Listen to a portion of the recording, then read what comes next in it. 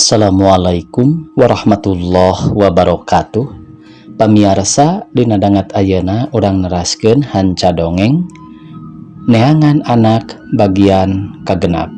Ieu anu nganggitna nyaeta Bapak Sukandar. Hatur nuhun ka sadayana subscriber anu satia satuhu manco di ieu channel. Sumangga supados teu nyangkolong teuing kana waktos wilujeng ngadangukeun. Ke heula Kang Haji urang teraskeun dongeng teh eta budak saterasna dikukut ku rayi lamina 15 tahun sarta dijadikeun anak pituin teh malah namina oge ditambihan buhron supados lengkep ti ditu nama ku jalaran bilih akhir balakang kalih aya priyogina pakaianana oge ayeuna masih keneh aya nyaeta baju kameja celek. Pakaianana oge ayeuna masih keneh aya nyaeta baju kameja celek tinun Majalaya sareng calana sepandril bodas dupi budakna nya ieu pisan pun anak Oom Buhron teu kaampuh ku kasonoan ka anak anu sakitu lilana di teangan atuh gabrug wae neng Yayum ngarontok ka Oom Buhron kitu deui Oom Buhron ngarontok kaneng Yayum ibuna pituin bari careurik tina bakat ning kusono sedih jeung kaatohan ningali kalakuan indung jeung anak kitu sarerea sakur nu araya di dinya pada Cirambai ku Cipanon munggah rambisa kagagas ku ayana kajadian anu teu disangka-sangka. Sanggeus sidik kitu mah Solondo Imas Hapsah ngesor munjungan kaneng Yayum pangasuhna anu sasat bakal jadi mitohana sarta geus dianggap baraya ku Haji Muhyiddin saputra garwa.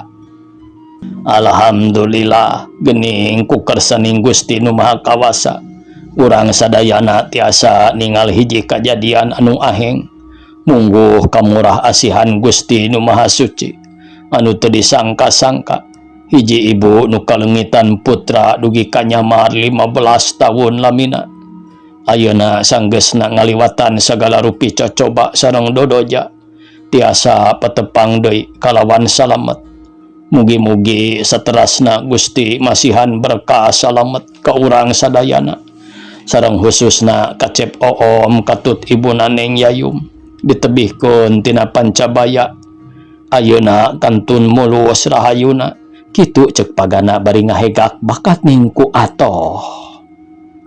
Amin cek nu araya di dinya meh barang bada sosonoan di tengah bumi Neng Yayum terus mundur ngaleos ka dapur dituturkeun ku Imas Hapsah jeung Oom Buhron gek dariuk dina bangku dapur bali nuluykeun obrolanana nyacapkeun kasonoan nya harita Neng Yayum kakara manggih deui kabungahan hate anu geus leungit kira-kira 21 tahun breh kagambarkeun brai kacipta dina pikiranana anu keur kumalayang 21 tahun katukang waktu manehna masih keneh hahadean jeung somantri suka seuri senang ati ti harita mah laos bae kasukaan teh ngaleungit kakara kapanggih sanggeus ngalaman cocoba hirup anu rumpil.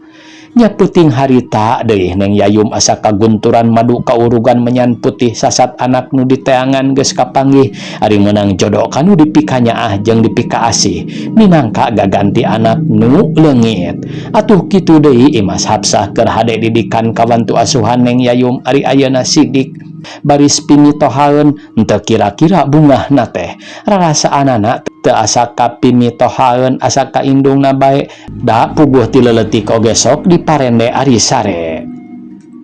Sabulan ti harita nitih wanci nu mustari ninggang mangsa nu utama dina tanggal 14 bulan Rayagung Oom Buhron alias Oom Komara nikah ka Imas Hapsah kalawan salamet daya sakara-kara.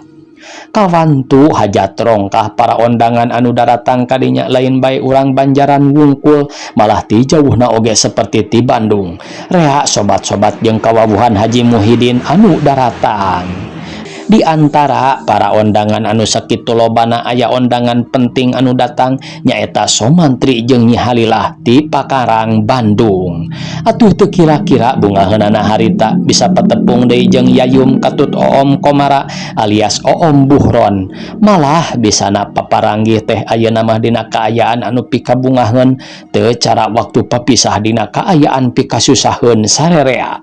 Kitu deui bi amah lanjangna Neng Yayum bareto anu masih keneh nyicingan imahna di Tagalaga datangna kadinya dibawa ku Somantri jeung Nyi Halilah lantaran Neng Yayum teu bisa mapagkeun bi amah tina bakat ningku riweuh. Saminggu titas kawin Oom Buhron jeung Imas Hapsah keur ngalantung di buruan bari ngalayung kabeneran hade sorena. Mas, tos saminggu nya urang teh. Nah bade naon kitu Kang Om? Nganyarioskeun tos saminggu. Imas malik nanya ka salekina bari imut ngagelenyu. Ah, teu naon ieu mah nyarioskeun we padah mani asa kamari urang tepung teh. Oom Buhron bari ngadeketan siga nurek nyekel Imas Hapsah rada ngejat bari ngelelan ka salakina. Atuh Oom Buhron teu wede napasna meuni ngahegak kawas nu pegat lang layangan. Ih, nah geuning lingas keneh wae. Ah, tudang ewa di buruan palai hotel. Isin atuh bilih aya nu ningalikeun. Imas Hapsah bari ngajauhan ka handapeun tangkal jeruk. Mas, kawas anu teu sono we Kakang Oom teh. Nagaduh dosa naon engkang ka Imas? Seueur dosana mah sareng ngebohong pamegat mah. Pajah teh kapungkur jangjina Imas bade dianggo jimat paripih. Paripao sakanyeri sakapeurih. Ari pek mah tos kieu geuning meuni teu kengeng ampun teu ngarawaskeun kana kanyeri kapeurih batur Imas ngadelekan. Rumaos atuh engkang ngawadul jalir janji. Upami Imas palai dianggo jimat mah keun we ku engkang engke moal dicaketan bade di lomarian wae nya ambeh aman moal aya nu ngaganggu ceuk Oom Buhron bari seuri leutik sedang Imas Hapsah ngajebengan tapi bari nyamperkeun bangun kacida gegetna. Sabot kitu kurunyung Ruhiat jeung Nani bebenena nganjang neang panganten anyar ti kajauhan keneh geus ting cikikik nyung serikeun. Om, geus salamet euy. Cing dewek bejaan kumaha salametna teh? Naon si laing teh Yat datang-datang jol nanyakeun salamet. Da dewek teh disangka gering kitu ku si laing. Ngacok saha jelema cager mun nya ge cager moal tadi peuting hayang dikokohot ku Imas. Sanes kitu nya Mas.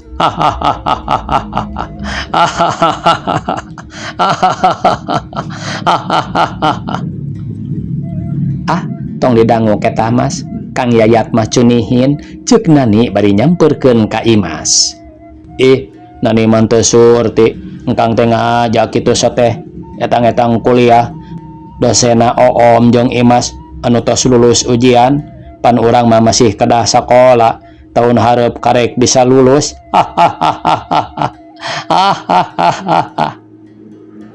Geus si Ruhiat mah tong pati dilawananan sok tutuluyan yu anggur urang ka jero di dieu mah angin ceuk Oom bari terus mah dikaleng dibawa ka jero.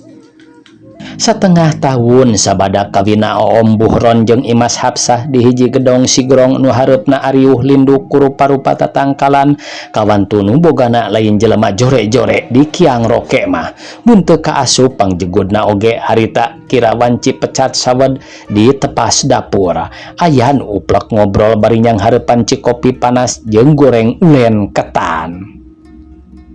Saha teh eta teh nu boga eta gedong di Kiang Roke taya nu birek deui pahanapi nelahna teh harita geus 3 bulan boga deui pamajikan ka Neng Yayum indungna Oom Buhron alias Oom Komara.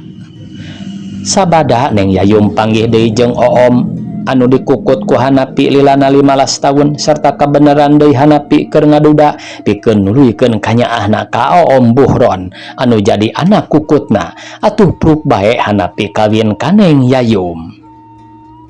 Nah hanya Bu barudak lah teu kadarieu na kamarana pahanapi nanya ka garuana Yayum beri serebung haseup ududna ngebul. Mohonnya menitos 2 minggu. Biasa nama saban minggu sok lol ka dieu walon garwana bari ngarot cikopi panas. Sonon keneh meureunnan barudak teh. Wah, moal nya tos setengah tahun masih keneh sosonoan onaman.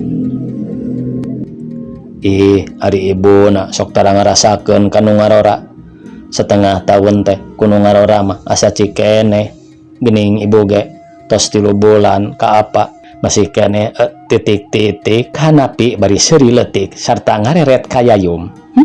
Sanes kitu apana teu kebat kaburu ditempas deui.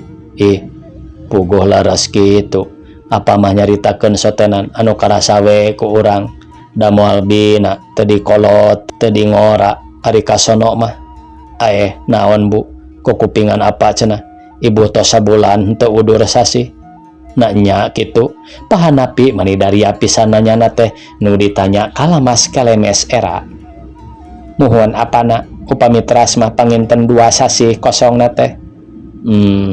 Gusti nuhun abi ayeuna dipasihan turunan bari diukna ngeser leuwih deukeut ka garwana Neng Yayum. Sabot keur galuntrang kitu teu kanyahoan kudu ngalobrol yen dibalik panto geus nyantong Oom Buhron jeung Imas Hapsah. Brai panto teh muka goloyoh Imas Hapsah jeung Oom Buhron munjungan ka indung bapana. Tah geuning nu diarep-arep teh datang nakamana Om Mas meni heubel tembol-embol nyaraba ceuk pahanapi nanya bari meuli ka garwana. Sumuhun Pak Bu abi teh kenging 3 dinten di Bandung sakalian ngalongok nini amah di Tegalaga walon Oom Buhron meh bareng jeung Imas Hapsah. Syukur we atuh ari dilongok mah ku hidep kumaha nini amah teh damang Mas. Sae Bu meuli cenah pageto bade ka dieu nini teh tos teu betah cenah di Bandung teh walon Imas Hapsah bari ngalendean ka Yayum najan nya oge ayeuna geus jadi mitoha tapi kulantaran ti leutik diais diasuh ku Yayum Imas Hapsah mah geus asa ka indung pituin bae. Kumaha Om henteu nyimpang ka biilah di Pangarang ceuk hanapi. Kantenan we Pak meulih emang ngintun salam saweurna sareng ieu deui surutu kanggo apa walon Oom Buhron bari nyodorkeun surutu pangirim somantri ti Bandung. Nuhun atuh keur ubar tiris bapana bari ngareret ka garwana. Mas pek lanan di dieu apa jeung ibu rek ka sawah rek nungguan nu dibuat. Abdi ge Pak bade ngiring sareng Imas ka Serang hoyong ngadon neda di saung walon Oom Buhron bari ngajak Imas Hapsah. Hayu atuh rek milu mah bring bae ka sarawah bari mekel kadaharan rek nungguan nu dibuat bari curak-curak bala kecerakan. Tamat cenah ieu pamirsa dongeng anu judulna Neangan Anak. Ieu dihanapna aya catetan Bandung 15 Mei 1867. Sakitu pamirsa tina ieu dongeng teh mudah-mudahan atuh aya sasiereun sabeunyereun manfaatna. Mudah-mudahan atuh dina wengi enjing ke Sunda tiasa medar deui dongeng-dongeng anu sanesna.